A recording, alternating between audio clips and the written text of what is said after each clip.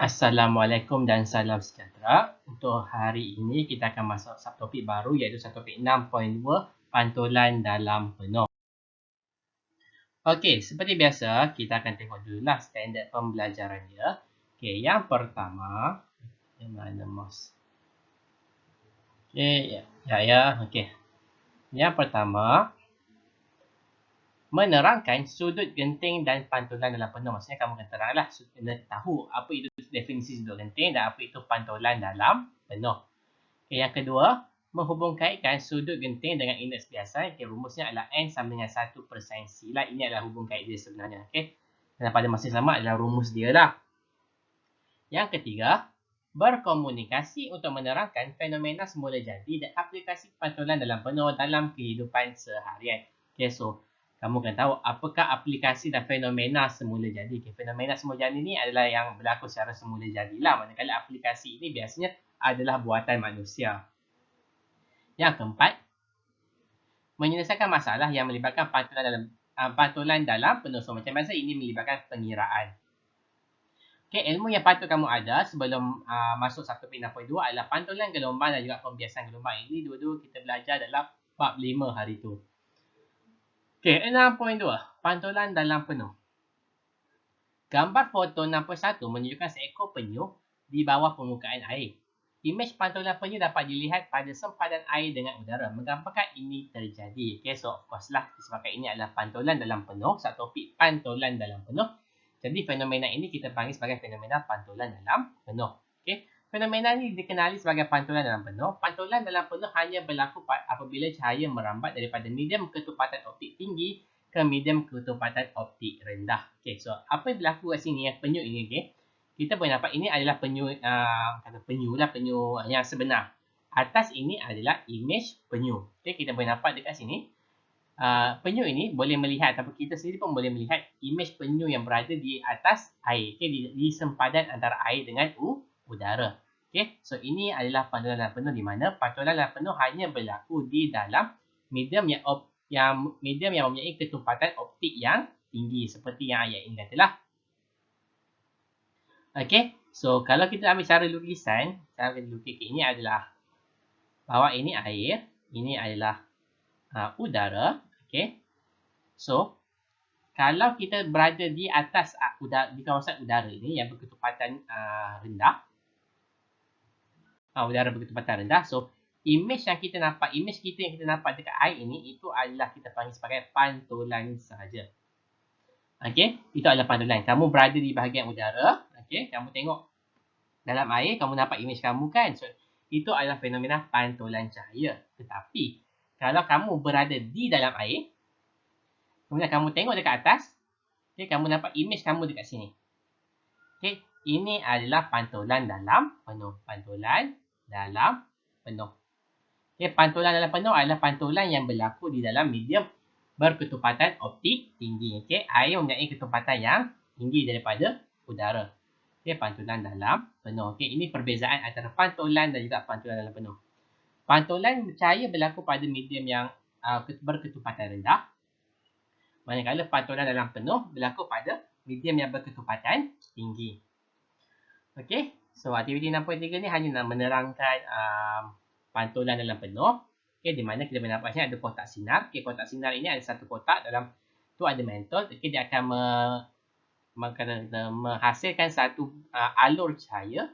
Okey, so kat sini kita boleh nampak ada blok kaca bentuk semi bulatan kan. Apa tujuannya adalah untuk kita lihat dia punya airnya arlah, sudut tuju dengan sudut biasa dan juga sudut pantulan. Kita boleh nampak sini ada sinar tuju. Okey, ada sedikit cahaya yang akan terbias. Okey, sinar biasa ini biasanya akan ada tapi adalah sedikit. Okey, manakala kita akan nampak ini pantulan dalam penuh cahayanya agak terang. So kat sini kita nampak kat sini adalah AR. Ini adalah sudut biasan. Okey, ini adalah sudut tuju. Okey, di sini juga adalah sudut pantulan. Okey, ini adalah sudut pantulan di mana kita belajar pantulan cahaya I sama dengan R. Okey. Okey. Perbincangan berapakah sudut genting kaca? Nanti kita tengok ini ada saya rasa. Uraikan perambatan sinar cahaya melalui blok kaca apabila sudut tuju lebih kecil daripada sudut genting. Uraikan perambatan sinar cahaya melalui blok kaca apabila sudut 7 lebih kecil daripada sudut genting. Okay, so ini pun ada kat bawah ini. Apakah perubahan yang berlaku pada perambatan sinar cahaya melalui blok kaca apabila sudut 7 lebih kecil dan sudut 7 lebih besar? Okay, so kita tengoklah jawapannya kat bawah ini. Okay, rajah 6.19 menunjukkan perambatan sinar cahaya dari kaca ketepatan optik tinggi ke udara ketepatan rendah. So, kita dapat kat sini ketepatan tinggi ke ketepatan rendah. Jadi, automatik ini adalah pantulan dalam penuh. Okay, nampak saja macam itu. Dia kata ketepatan tinggi ke rendah itu adalah pantulan dalam penuh biasa je lah. Okay, pantulan masih lagi boleh berlaku. Okay, tapi pantulan dalam penuh pun boleh berlaku. Pantulan dalam penuh tidak boleh berlaku pada ketepatan rendah ke ketepatan tinggi. Itu tak boleh. Apabila sudut 7 kurang daripada sudut genting, sinar dibiaskan menjauhi garis normal. Sinar pantulan yang lemah juga dapat dikisahkan ini apabila sudut 7 kurang daripada sudut genting. So, sudut 7I kurang daripada sudut genting. Sudut genting itu adalah C. Okay, sudut genting bahasa Inggerisnya adalah critical angle. Critical angle. Okay, so sebab itulah dia C, critical. Okay, kalau I lebih kecil daripada C, so sinar itu akan dibiaskan menjauhi normal. Seperti biasalah kalau kita biasa belajar pembiasan, daripada lebih tumpat ke kurang tumpat, so sinar itu akan terbias menjauhi garis normal. Okay, namun sinar pantulan yang lemah juga dapat dikesan. So, tapi sinar pantulan ini masih lagi kita dapat kesan. Okay, tapi dalam kata lemah lah, tak terang. Okay, tak seterang sinar biasan ini. Apabila sudut nombor 2, apabila sudut 7 sama dengan sudut genting, so sudut 7I sama dengan sudut genting C, sinar biasan merambat sepanjang sempadan permukaan kaca dan udara. Sinar pantulan kelihatan lebih terang. So, bila kita I sama dengan C, okay, biasanya kalau dari A ke B ni, gambar rajah A, gambar rajah B ni biasanya kita akan besarkan sinar 7 lah. Okay, I ini kita akan besarkan. Kita akan besarkan sampai satu tahap. Okay, terdapat biasan tu, cahaya tu terbias di atas sempadan ini. Okay, cahaya tu akan terbias di atas sempadan ini. Kalau kita buat eksperimen, kita akan pakai blok kaca. So, cahaya tu, kalau ini cahaya masuk, so cahaya tu akan macam ni. Kamu akan dapat cahaya kat sini. Okay, selari dengan sempadan kaca dengan udara. Okay, so kat sini sudut gentingnya adalah sudut biasanya adalah 90 darjah. Okay, bila I sama dengan C, so R sama dengan 90 darjah. Okay, sinar pantulan kat sini yang ni akan nampak lebih terang. Okay, kemudian apabila I lebih besar daripada C, okay, kita besarkan lagi sudut 7 itu. Apabila sudut 7 melebihi sudut genting, tiada sinar biasan. Okay, cahaya dipantulkan sepenuhnya ke dalam kaca. Okay, so bila I lebih besar daripada C, so tiada lagi sudut biasan. Okay, semua cahaya akan dipantulkan di dalam kaca. Okay, sebab tu kita ada pantulan dalam penuh. Okay, seperti gambar rajah inilah kita boleh nampak. Okay, mula-mula sinar biasan paling terang. Okay, kemudian sinar biasan semakin kata lemah, sinar pantulan ini menjadi lebih terang. Okay, sampai satu tahap tiada lagi sinar biasan. Okay, hanya ada sinar pantulan sahaja yang berada di dalam kawasan berketepatan tinggi. Kaca adalah ketepatan tinggi. Okay, so kat sini kita boleh nampak sebenarnya I ini dari A ke B ke C dia besarkan. Okay, dia akan besarkan. Mula-mula sini mungkin R-nya adalah 30 misalnya. Okay, kat sini dia mungkin buat 41 misalnya. Okay, kat sini dia buat 43 misalnya. Okay, so kita boleh kata 41 ini adalah sudut genting. Okay, 41 darjah ini adalah sudut genting. Sebab apabila 41 darjah, sudut biasan adalah 90 darjah. Okay, so kalau kamu buat kat sini 42 pun, ataupun 41.1 darjah pun, okay, masih akan berlaku pantulan dalam penuh. Okay, tiada lagi sinar biasan. Fenomena pantulan dalam penuh berlaku apabila cahaya merambat dari medium yang berketepatan optik tinggi ke medium ketepatan optik rendah, kini dan sangat tidak, dengan sudut 7 lebih besar daripada sudut genting. Okay, so ada dua syarat untuk berlakunya pantulan dalam penuh. Syarat pertama, okay, cahaya itu mesti merambat daripada lebih tumpat ke kurang tumpat. Kalau medium yang lebih tumpat ke medium yang kurang tumpat. Kalau kamu rasa susah nak ketupatan optik tu macam panjang, tak ada masalah, jawab saja. Cahaya merambat daripada medium lebih tumpat ke medium kurang tumpat. Okey, itu syarat pertama. Okey, syaratnya kamu kena hafal ya. Syarat yang kedua adalah sudut tuju I lebih besar daripada sudut genting C. Okey, ini syarat yang kedua. So, dua syarat ini perlu ada untuk berlakunya pantulan dalam penuh. Okey, ini adalah definisi sudut genting. Ialah sudut tuju dalam medium yang berketupatan optik tinggi apabila sudut biasa dalam medium berketupatan optik rendah sama dengan 90 darjah. Okey. So, dari segi definisi ini kita boleh nampak sebenarnya sudut genting ini adalah sebenarnya nama lain untuk sudut tuju. Tapi dengan syarat sudut biasa mesti 90 darjah seperti gambar rajah dekat B ini. Okey, mesti 90 darjah. Adakah sudut genting suatu bahan bergantung pada indeks biasan bahan? Okey, ya. Jawapannya adalah ya. Aktiviti 6.4 ini seperti yang saya cakap tadi, okey, dia saya cakap penunjuk laser ini, okey, sudut ya makin lama kita akan besarkan, so kita akan perhatikan. Kita akan dapat nak cari sudut genting, kita kena pastikan sudut biasanya adalah 90 darjah. Kita dapat gambar aja seperti ini lah, so kita akan dapat tahu. Kalau kita ukur dekat sini pakai protractor, so kita tahu itu adalah sudut genting. Okey. So tak payahlah ini. Okey, apa yang penting yang bawah ini.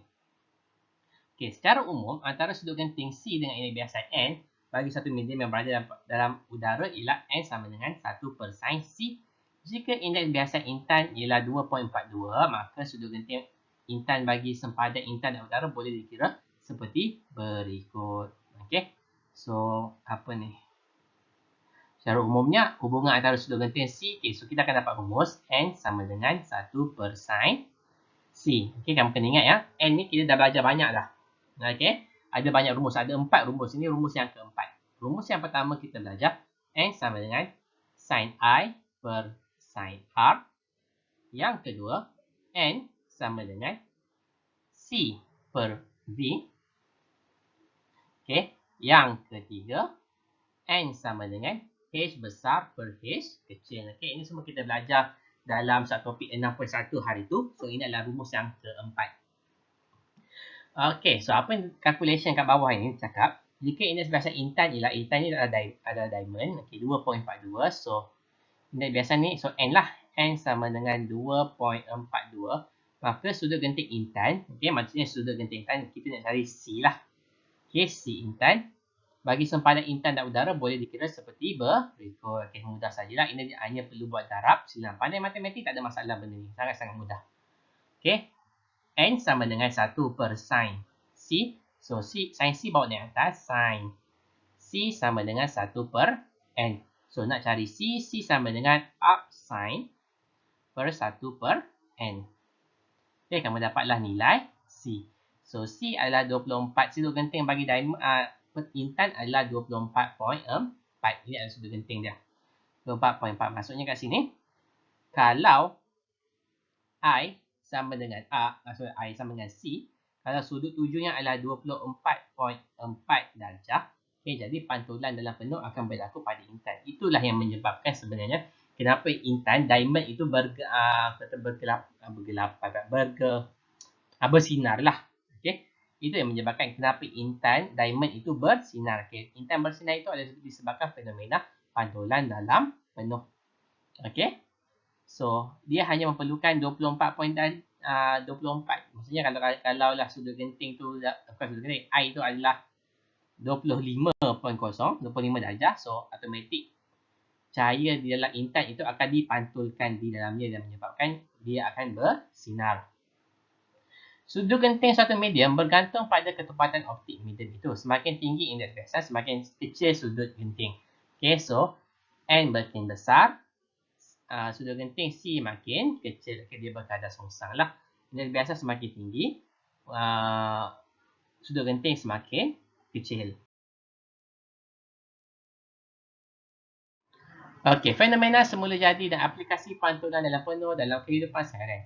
Gambar foto 6.2, pemandangan pada waktu malam di River of Light and Blue Pool Masjid Jamek Kuala Lumpur. Keindahan lampu-lampu hiasan yang ditunjukkan dalam gambar rajah foto 6.2 ialah hasil daripada aplikasi pantulan dalam penuh. Bolehkah anda nyatakan fenomena lain yang melibatkan pantulan dalam penuh? Okay, seperti saya kata tadi, diamond lah. Okay, diamond itu terpantul disebabkan bersinar disebabkan pantulan dalam penuh. Okey, aktiviti 6.6. Apa dia aktiviti 6.6 ni? Okey, aktiviti 6.6 kamu boleh cubalah kalau kamu ada peralatan dia, kamu boleh cuba. Okay, mudah saja. Tembuk satu lubang di tepi botol plastik, kemudian tutup lubang itu dengan pita selotip. Nah, okay, selotip okay, untuk apa? Untuk supaya air itu tak terkeluar. Sediakan susunan ragas seperti yang ditunjukkan dalam ragam 6.1.2. So, inilah susunan ragasnya. Okey.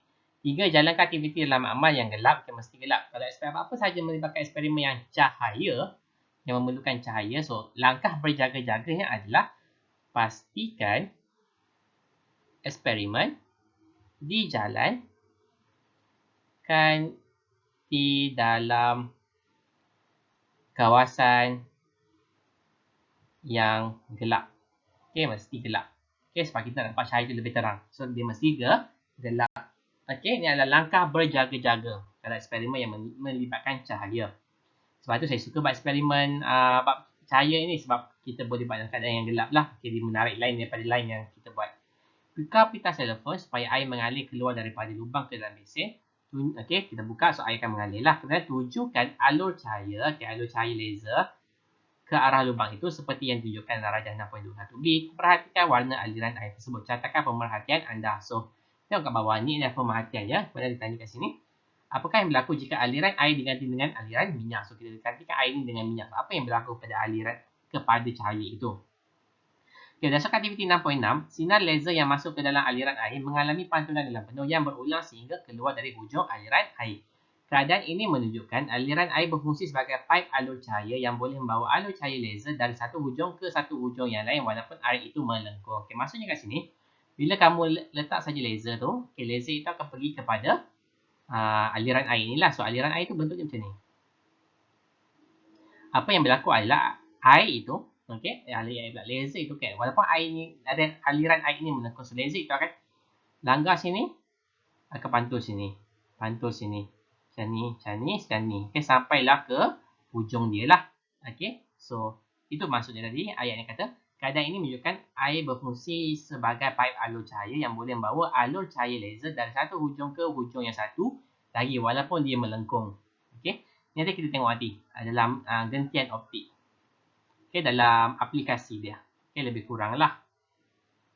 Jika aliran air diganti dengan aliran minyak, alur cahaya akan mengalami lebih banyak kali pantulan dalam penuh semasa merambat melalui aliran minyak itu.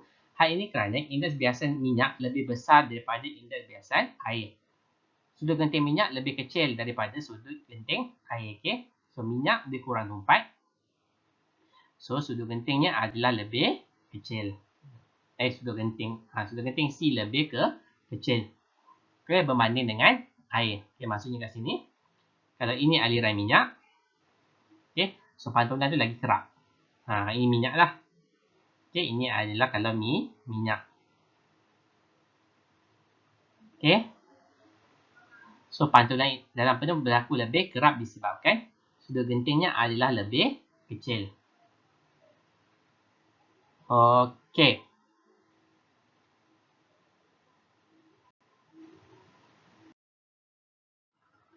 Okay, fenomena semula jadi.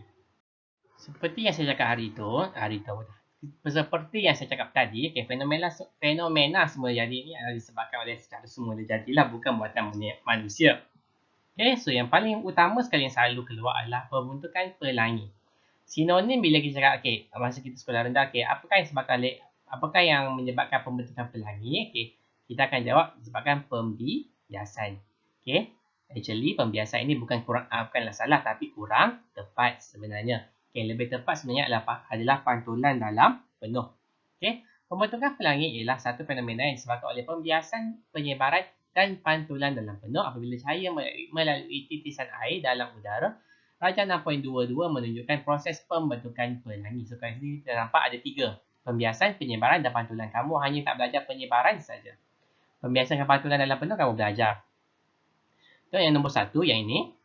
Apabila cahaya putih daripada matahari memasuki titisan air, cahaya itu mengalami pembiasan dan menyebarkan kepada warna-warna yang berbeza. Kalau dekat satu ini berlakunya pembiasan dan juga penyebaran.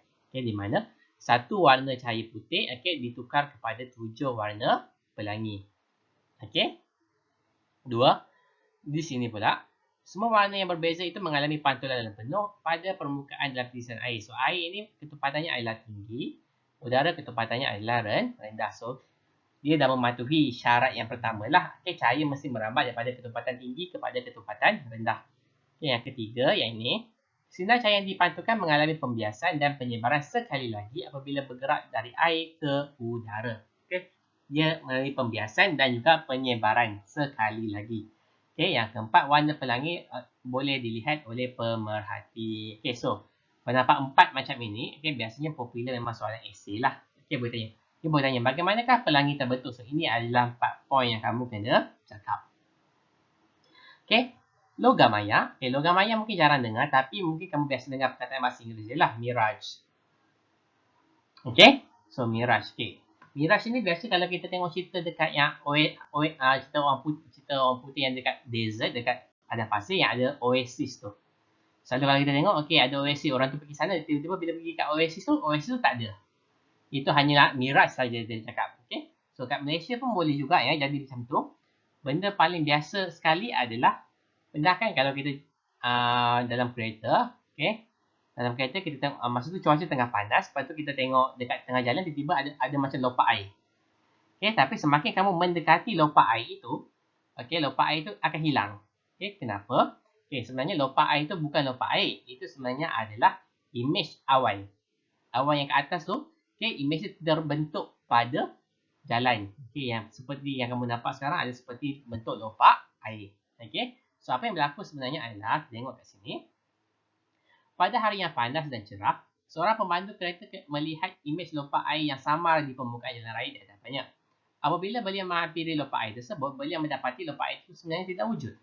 Fenomena semula jadi ini dikenali sebagai logam maya yang disebabkan oleh pembiasan dan pantulan dalam penuh cahaya. Okay, so kita tengok satu kat mana sini. Udara di atas jalan raya terdiri daripada lapisan-lapisan dengan ketepatan optik yang berlainan. Lapisan udara di permukaan jalan raya lebih panas. Permukaan jalan raya inilah, okay, lebih panas. Udara panas, okay, temperature tinggi, okay, dia akan kurang tumpat. Temperature rendah, dia akan lebih tumpat.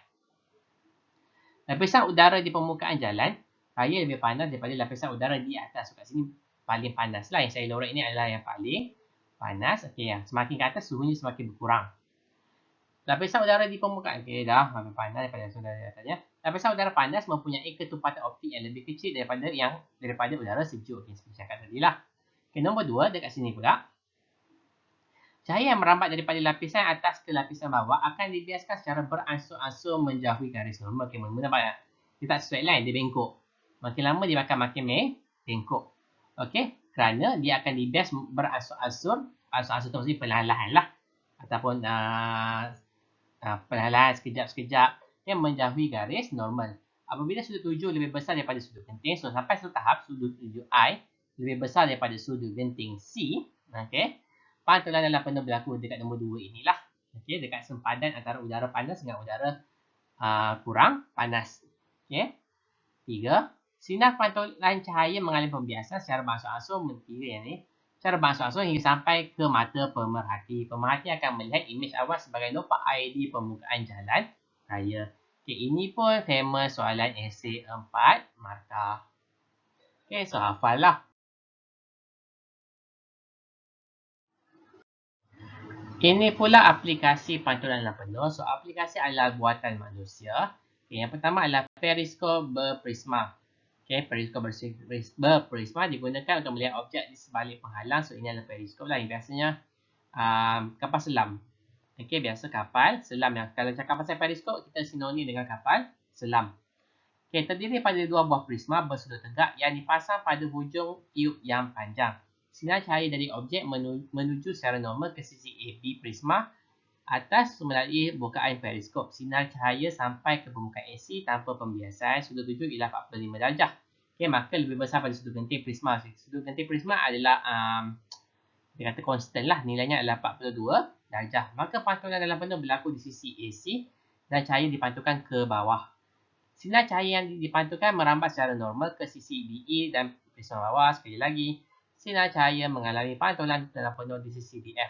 Akhirnya, sinar cahaya keluar tanpa pembiasan di sisi EF dan masuk ke mata pemerhati. Imej yang terhasil adalah tegak dan sama saiz dengan objek. So, imej ni, ciri-ciri imej ni kamu kena hafal. Okay, so nampak macam panjang. Jadi, simple saja. Ini contoh periskop tu lah. Okay, minta maaf, sedap cantik. Okay, so kamu kena hafal ya, kedudukan periskop adalah seperti ini. Okay, mesti seperti ini. Okay, yang kedua macam ini. Ini kedudukan periskop, mesti susun macam ini. So, apa yang berlaku adalah apabila cahaya merambat dekat sini, so, sudut tujuhnya okay, akan dapat 90 darjah. Sudut tujuh tu kat sini. Ini sudut tujuh dia. Bukan 90 darjah. 45 darjah. Okey, dia akan dapat 45 darjah. Iaitu dekat sini. Inilah kalau kita tengok, ini adalah garis normal. Okey, sudut tujuh kat sini adalah 45 darjah. Okey, so 45 darjah di mana sudut genting adalah 42 darjah. So 45 lebih besar daripada 42. Jadi pantulan dalam penuh akan berlaku. Okey, so dia akan dipantulkan ke bawah. Okey, perkara yang sama akan berlaku kat sini adalah garis normal. Okay, ini adalah 45 darjah juga. So, pantulan dalam penuh sekali lagi akan berlaku. Kat sini, dan akan kena mata pemerhati. Okay, macam inilah dia punya situasinya. Okay, mudah, panjang-panjang tapi sangat simple saja. Okay, yang penting kamu kena tahu sudut tujuh kat sini adalah 45 darjah. 40 darjah. Kamu tahu cara lukis. Prisma, kedudukan prisma. Kamu tahu cara lukis alur cahaya yang ini. Okay. Boleh buat yang itu, saya rasa tak ada masalah kamu nak explain macam mana. Okay, gantian optik. Okay, kalau kamu tengok ini macam tadi. Okay, kita nampak macam yang saya tunjuk tadi. Aliran air dengan aliran minyak tadi. Banyak digunakan dalam bidang telekomunikasi dan perubatan. Terdiri daripada gantian plastik atau kaca yang tulen. Okay, mesti tulen. Okay, mesti tulen. Okay, ini biasa keluar soalan pengubah suaian. Pengubah suaian. Okay, ataupun pemilihan. Okay, soalan 5, soalan bahagian B dan atau bahagian C. Pengubah suaian ni bahagian C, pemilihan ni bahagian D. Terdiri daripada gantian plastik atau kaca yang tulen, teras dalam yang mempunyai indeks biasa yang tinggi dibalut dengan penyalut dengan indeks biasa yang rendah. Isyarat cahaya memasuki satu hujung gantian optik akan mengalami pantulan yang penuh berturut-turut di dalam teras sehingga sampai ke hujung yang satu lagi. Dengan ini, maklumat dapat dihantar dengan pantas dan bebas daripada gangguan isyarat elektrik. Okay, so dia punya lukisan lebih kurang macam ini. Okay, dia ada lapisan luar. Yang saya lukis ini adalah lapisan luar. Okay, yang dalam yang tebal ini adalah kita panggil teras. Teras dalam, lapisan luar. Lapisan luar, teras dalam. Okay, teras dalam mempunyai indeks biasa yang tinggi. Jadi, dia punya ketepatan adalah tinggi. Manakala lapisan luar mempunyai ketepatan yang rendah. Indeks biasa yang rendah. Ketepatan yang rendah. So, cahaya akan masuk. Dia mula kat sini, dia terbias. Okay. Kemudian, dia akan pergi ke sini. Okay. So, apabila sudut tujuh lebih besar dari sudut genting, dia akan terpantul ke sini. Ke sini. Ke sini. Ke sini, ke sini. So, dah keluarlah. So, kat sini kita boleh kata isyarat itu dihantar. Okay, isyarat itu dihantar dengan pantas. Okay, isyarat itu akan di pantas dan maklumat itu akan dapat dengan cepat. Okay, gantian optik ini kamu kena tahulah. Okay, dia mesti fleksibel. Okay, mesti fleksibel. Dia punya teras dalam dengan lapisan luar ni macam mana. Ketepatan ni kamu kena tahu. Kalau keluar soalan pemilihan. Okay, kamu kena tahu benda tu. Okay, kemudian pemantul mata cahaya. Okay, pemantul mata cahaya ni kita jumpa tepi jalan tu. Nampak kat sini gambar dia. Bahasa Inggeris kita panggil sebagai cat eye reflector. Okay, pemantul mata kucing. Okay, cat eye reflector. Kita nampak kat sini lah. Ni yang berlakunya pantulan dalam penuh. Okay, sinar cahaya masuk dan dia akan terpantul semula ke kamu.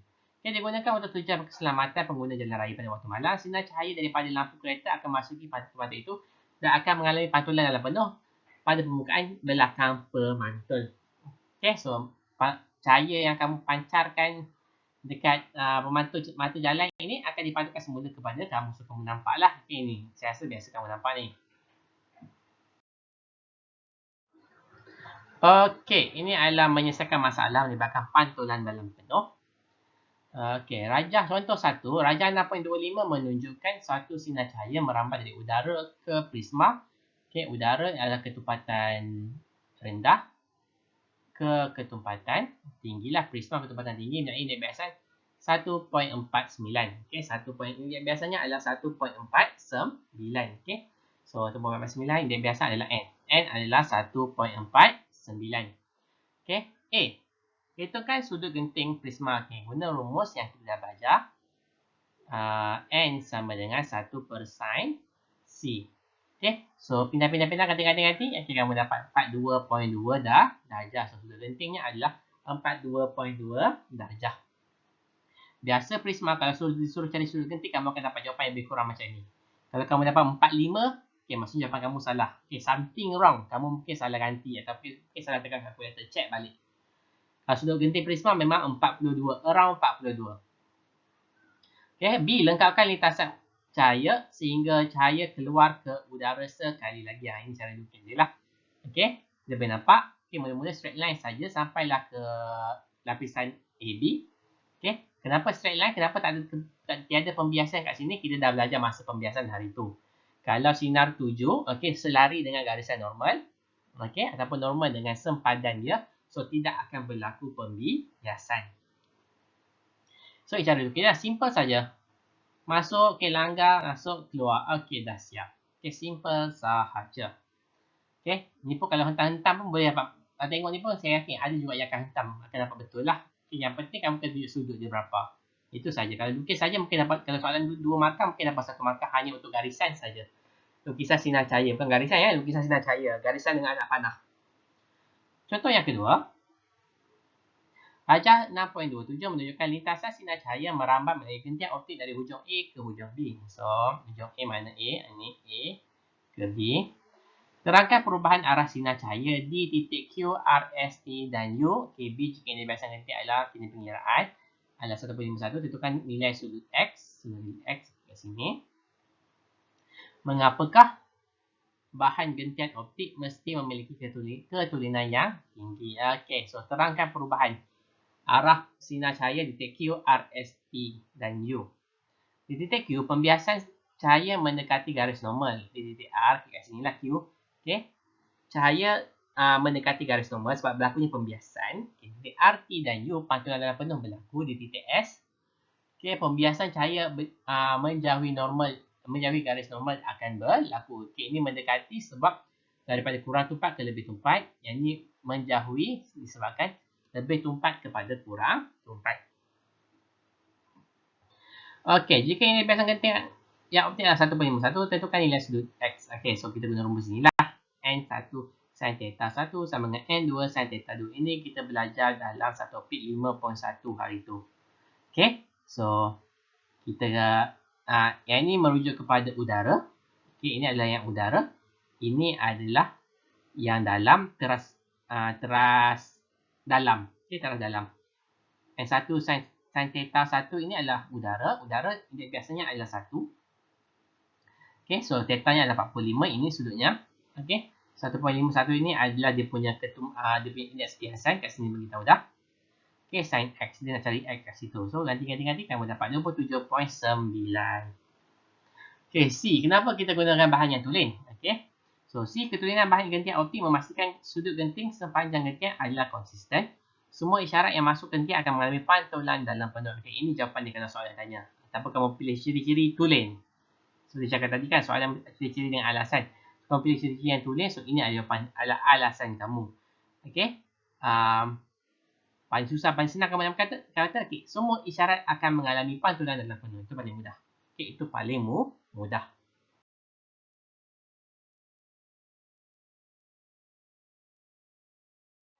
Okey, ini adalah latihan formatif 6.2. Seperti biasa, hantar sebelum pukul 5 hari ini.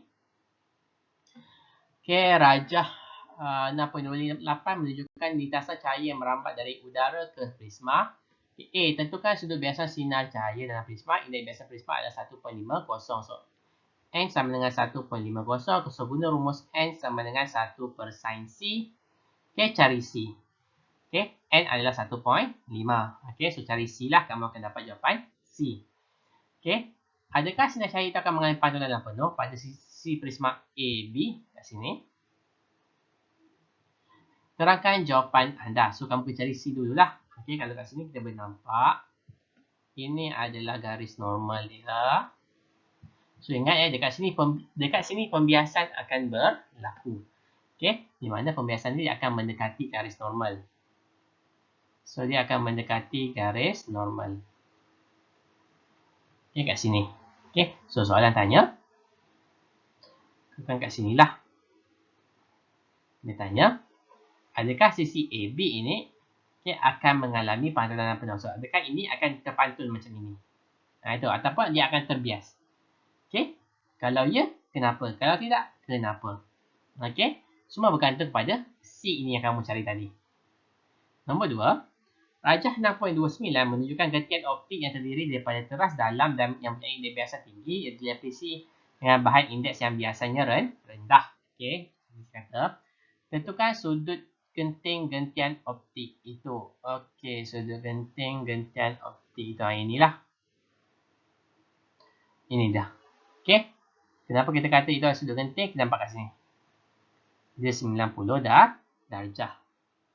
Okey, so ini kita pakai rumus N sama dengan 1 per sin C juga. Okey. N kita pakai yang ini. Teras dalam ini. Okey, so cari saja C. Okey, cari saja C. Okey, kemudian B. Apakah kelebihan saiz gentian optik yang sangat halus? So, apa fungsinya gentian optik ni kalau dia halus? Okey, apa kelebihan dia? Okey, ini fikir sini. Boleh cari internet. Okey, tak ada masalah.